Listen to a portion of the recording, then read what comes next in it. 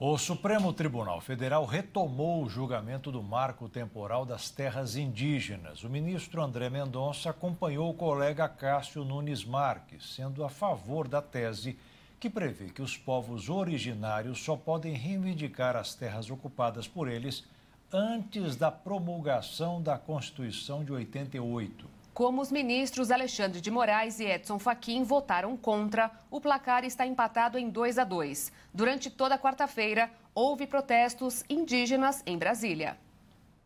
Desde as primeiras horas da manhã, diversos manifestantes indígenas realizaram passeatas, hastearam bandeiras e faixas para mostrar indignação e repulsa contra o marco temporal. Por volta da 1h30 da tarde, um grupo saiu do Museu Nacional da República e foi em direção ao prédio do STF. De acordo com a articulação dos povos indígenas do Brasil, pelo menos 650 pessoas de 20 povos indígenas de 8 estados diferentes participaram dos atos. Os protestos aconteceram no dia em que o Supremo Tribunal Federal retomou o julgamento do recurso que discute a aplicação do chamado marco temporal na demarcação de terras indígenas. Os ministros da Corte estão analisando a tese de que os povos indígenas só têm direito às terras que já eram tradicionalmente ocupadas por eles no dia da promulgação da Constituição,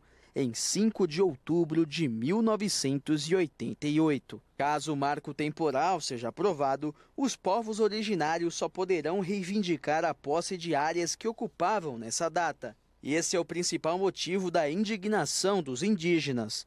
De acordo com dados do Conselho Nacional de Justiça, existem mais de 220 processos suspensos nas instâncias inferiores do Judiciário, aguardando uma definição sobre o tema. Durante a tarde e a noite de hoje, uma tenda com telão e sonorização foi montada para a transmissão do julgamento em frente ao prédio que fica na Praça dos Três Poderes. Dentro do edifício, pelo menos 60 lideranças indígenas acompanharam a sessão e puderam ver de perto o ministro André Mendonça votar a favor do marco temporal, seguindo o voto do ministro Cássio Nunes Marques, dado em 2021, data do início do julgamento do marco temporal. Após o voto de Mendonça, a sessão foi suspensa e será retomada amanhã, com o voto do ministro Cristiano Zanin.